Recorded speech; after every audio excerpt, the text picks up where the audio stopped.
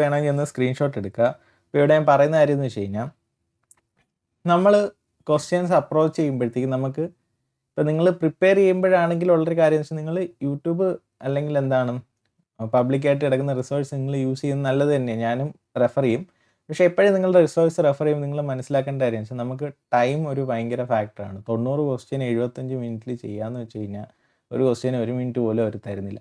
ഇപ്പോൾ ജെഇ വെച്ച് നോക്കുമ്പോഴൊക്കെ എന്താണ് ടൈമിൻ്റെ ഒരു പ്രശ്നം ഇവിടെ നോക്കുമ്പോഴത്തേക്കും മെയിനായിട്ടുണ്ട്. അതുമാത്രമല്ല ആ 75 മിനിറ്റും ഫുള്ള് മാത്സ് കോൺസെൻട്രേറ്റ് ചെയ്യുക. അപ്പോൾ ക്വസ്റ്റ്യൻസ് വരുമ്പം ടഫ് ക്വസ്റ്റ്യൻസും വരും, ഈസി ക്വസ്റ്റ്യൻസും വരും. എല്ലാ ക്വസ്റ്റ്യനും ടഫ് ആവത്തില്ല. ഇവിടെ പറഞ്ഞതെന്ന് വെച്ച് കഴിഞ്ഞാൽ നമുക്ക് ഒരു ക്വസ്റ്റ്യൻ ചെയ്യുമ്പോഴത്തേക്കും ഈ ഒരു കാര്യം നിങ്ങൾ ശ്രദ്ധിക്കുക. ഞാനൊരു ശ്രദ്ധിച്ചൊരു കാര്യമാണ്, ക്വിസാറ്റ് ക്വസ്റ്റ്യൻസ് ചെയ്യുമ്പം ഞാൻ റെഫർ ചെയ്യും. അതായത് എനിക്ക് ടൈമിൻ്റെ ഒരു പ്രശ്നം ഉണ്ടെങ്കിൽ ഞാൻ ഉത്തരം റെഫർ ചെയ്യും, ഞാനത് നോക്കും. അത് നല്ല സൊല്യൂഷൻ ആണെങ്കിൽ എടുക്കും, ഇല്ലെങ്കിൽ ഞാനത് ഡ്രോ ചെയ്യില്ല. കാരണം എന്ന് വെച്ചാൽ എനിക്ക് പോർഷൻ തീർക്കണം, സമയത്തിൻ്റെ ഒരു പ്രശ്നമുണ്ട്. പക്ഷേ സ്റ്റിൽ എപ്പോഴാണെങ്കിലും ഞാനൊരു നല്ല സൊല്യൂഷനെ ക്ലാസ്സിലോട്ട് കൊണ്ടുവരാൻ മാക്സിമം ശ്രമിക്കത്തുള്ളൂ. അത് ഷോർട്ടായിട്ടുള്ളൊരു സൊല്യൂഷൻ. അപ്പം ഞാൻ ഓൾറെഡി ഒരു ഷോർട്ട് സൊല്യൂഷൻ ഉണ്ടെങ്കിൽ നമ്മൾ പിന്നെ അത് ആലോചിച്ച് സമയം കളയണ്ടല്ലോ. അതുകൊണ്ടാണ് ഞാൻ അങ്ങനെ ചെയ്യുന്നത്. അപ്പം നിങ്ങളും റെഫർ ചെയ്യുന്നത് നല്ലത് തന്നെയാണ്. അതുകൊണ്ട് നിങ്ങൾക്ക് ഒരുപാട് ബെനിഫിറ്റ് ഉണ്ട്, ഒരുപാട് കാര്യങ്ങൾ കിട്ടും, ഒരുപാട് ഐഡിയാസ് കിട്ടും. നമ്മൾ ചെയ്യുന്നതിന് നമുക്ക് അതിന് ചിലപ്പോൾ ഒരു ഷോർട്ട് മെത്തേഡ് കിട്ടും. അപ്പോൾ നമുക്ക് ഒരുപാട് കാര്യങ്ങൾ പഠിക്കാൻ പറ്റും. പക്ഷേ ഇവിടെ മെയിനായിട്ടുള്ള പ്രശ്നം എന്ന് വെച്ച് കഴിഞ്ഞാൽ ഈ ഒരു ക്വസ്റ്റ്യൻ നിങ്ങൾ സ്ക്രീൻഷോട്ട് എടുത്തിട്ട് നിങ്ങൾ ഫുള്ള് ഗൂഗിൾ ലെൻസ് ഇട്ട് നോക്കാം. അപ്പോൾ ഇവിടുത്തെ മെയിനായിട്ടുള്ള കാര്യം വെച്ചാൽ എല്ലാവരും ചെയ്തേക്കുന്നതെന്ന് വെച്ച് കഴിഞ്ഞാൽ ഒരു അനലിറ്റിക്കൽ മെത്തേഡിലാണ്. അപ്പോൾ അനലിറ്റിക്കൽ മെത്തേഡ് ചെയ്യുമ്പോൾ ഉള്ള കാര്യം വെച്ചാൽ ഇത്ര എഴുതി ചെയ്യുമ്പം നമ്മുടെ പേപ്പർ വർക്ക് കൂടി ഇത് എഴുതാൻ തന്നെ നിങ്ങൾ 1 മിനിറ്റ് എടുക്കുമെങ്കിൽ സ്വന്തമായിട്ട് ഇത് ചെയ്യുവാണെങ്കിൽ നിങ്ങൾ 2-3 മിനിറ്റ് കിട്ടും. നിങ്ങൾക്ക് ക്വസ്റ്റ്യൻസ് കുറേ പോവും. പിന്നെ ഉള്ള കാര്യം എന്ന് വെച്ച് കഴിഞ്ഞാൽ നമുക്ക് അത്രയും പേപ്പർ വർക്ക് ചെയ്യാനുള്ള സ്പേസ് ചിലപ്പോൾ കിട്ടണമെന്നില്ല, നമ്മളൊരു റഷിലായിരിക്കും. അപ്പോൾ ഇനി ഇൻ ബിറ്റ്വീൻ തെറ്റുവാണെങ്കിൽ, അതായത് എഴുതി ചെയ്യുമ്പം sign, plus sign, minus sign, ഇങ്ങനെയുള്ള കാര്യങ്ങൾ, വേരിയബിൾ അങ്ങോട്ടേ ഒരു സ്ക്വയർ തിരിഞ്ഞു പോയി ഡിസ്ട്രിബ്യൂട്ടീവ് പ്രോപ്പർട്ടി അപ്ലൈ ചെയ്ത്, ഇങ്ങനെയുള്ള പല കാര്യങ്ങളും അപ്ലൈ ചെയ്തിട്ടാണ് ഈ ഒരു സൊല്യൂഷൻ ഇവിടെ കിട്ടിയിരിക്കുന്നത്.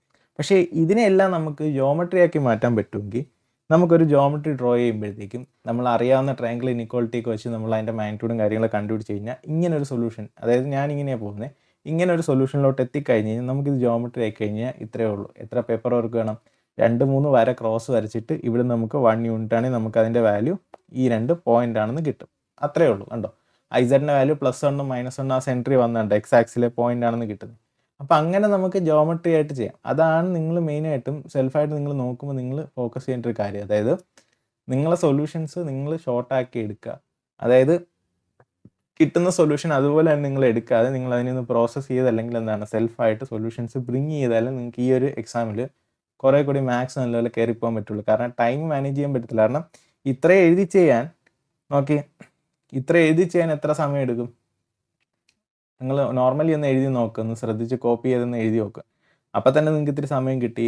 ബാറും അതും അയ്യോ എല്ലാം ഇട്ടിട്ട് കൺഫ്യൂസ്. അപ്പോൾ നമ്മളെ ബ്രെയിനും എക്സോസ്റ്റ് ആവുമോ എക്സാമിന്? അതായത് ആ 75 മിനിറ്റിൽ ഇത്രയും ക്വസ്റ്റ്യൻസ് ചെയ്യാന്ന് വെച്ചാൽ നമ്മുടെ ബ്രെയിൻ കിടന്ന് വർക്ക് ചെയ്യും. അപ്പം ഈ ഒരു ക്വസ്റ്റ്യൻ ചെയ്യുന്ന എഫേർട്ടിൽ നമുക്ക് ഇതേപോലെ 5 ക്വസ്റ്റ്യനെങ്കിലും ചിന്തിച്ച് ചെയ്യാൻ പറ്റും. അപ്പം നമുക്കൊരു 3 മാർക്ക് കിട്ടേണ്ട സമയത്ത് ഒരു 15 മാർക്ക് കിട്ടും. കാരണം നമ്മളെ ബ്രെയിൻ വർക്ക് എത്രത്തോളം കുറയ്ക്കാൻ പറ്റും, പേപ്പർ വർക്ക് എത്രത്തോളം കുറയ്ക്കാൻ പറ്റും, നമ്മൾ എത്രത്തോളം എക്സോസ്റ്റ് ആക്കാതെ എക്സാമിന് കീപ്പ് ചെയ്യാൻ പറ്റും. അതായിരിക്കണം നിങ്ങൾ എന്താണ് സൊല്യൂഷൻസ് കീപ്പ് ചെയ്യുമ്പോൾ അല്ലെങ്കിൽ തപ്പിപ്പോകുമ്പോൾ ഉള്ളൊരു മെയിനായിട്ട് നിങ്ങൾ ശ്രദ്ധിക്കേണ്ട ഒരു കാര്യം.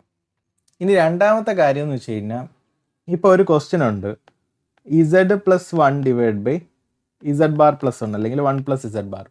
ഇതിൻ്റെ വാല്യൂ കണ്ടുപിടിക്കണം. മോഡ് Z 1 ആണെന്ന് തന്നിട്ടുണ്ട്. ഇപ്പോൾ മോഡ് Z 1 ആണെങ്കിൽ നമ്മൾ ഈ തട്ടിക്കൂട്ട് മെത്തേഡ് നമ്മൾ കീമിൽ വർക്ക് ചെയ്യും, 1 ഇട്ട് കൊടുത്ത് ചെയ്തത്. അപ്പോൾ അത് ക്യുസാറ്റിൽ വർക്ക് ചെയ്യത്തില്ല. ആ ഒരു രീതിയിൽ പോയി കഴിഞ്ഞാൽ നേരത്തെ ഞാൻ കാണിച്ച ആ സൊല്യൂഷനിൽ നിങ്ങൾക്ക് ചെയ്യാൻ പറ്റത്തില്ല. കാരണം അതിന് നിങ്ങൾ എക്സാക്ട്ലി എന്താണ് ബിഹൈൻഡ് ദ സീൻ നടക്കുന്നതെന്ന് അറിഞ്ഞാൽ നിങ്ങൾക്ക് അങ്ങനെയുള്ള ക്വസ്റ്റ്യൻസ് ക്യുസാറ്റ് തരാൻ ചെയ്യത്തുള്ളൂ. ക്യുസാറ്റിൽ അങ്ങനെയുള്ള ക്വസ്റ്റ്യൻസ് വരത്തുള്ളൂ. ഇത് കീമിന് വരുന്ന ക്വസ്റ്റ്യൻ. അപ്പോൾ ഈ തട്ടിക്കൂട്ട് മെത്തേഡ് കൊണ്ടുവന്നു കഴിഞ്ഞാൽ നിങ്ങൾക്ക് ക്യുസാറ്റ് കയറിപ്പോകാൻ പാടാം. അപ്പോൾ ഇവിടെ മെയിനായിട്ടൊരു പ്രോപ്പർ മെത്തേഡ് എന്ന് പറഞ്ഞു കഴിഞ്ഞാൽ Z ആണെങ്കിൽ മോഡുലസ് 1 ആണെങ്കിൽ Z⁻ എന്തായിരിക്കും? e⁻−i⁻ ആയിരിക്കും. അതിവിടെ ഇട്ട് കൊടുത്തു കഴിഞ്ഞാൽ e⁻i⁻+1 e⁻−i⁻+1. അപ്പോൾ ഇനി നമുക്ക് ഇങ്ങനെ എഴുതാം, e⁻i⁻+1 നമ്മൾ ക്രോസ് മൾട്ടിപ്ലൈ ചെയ്യുമ്പം e⁻i⁻+1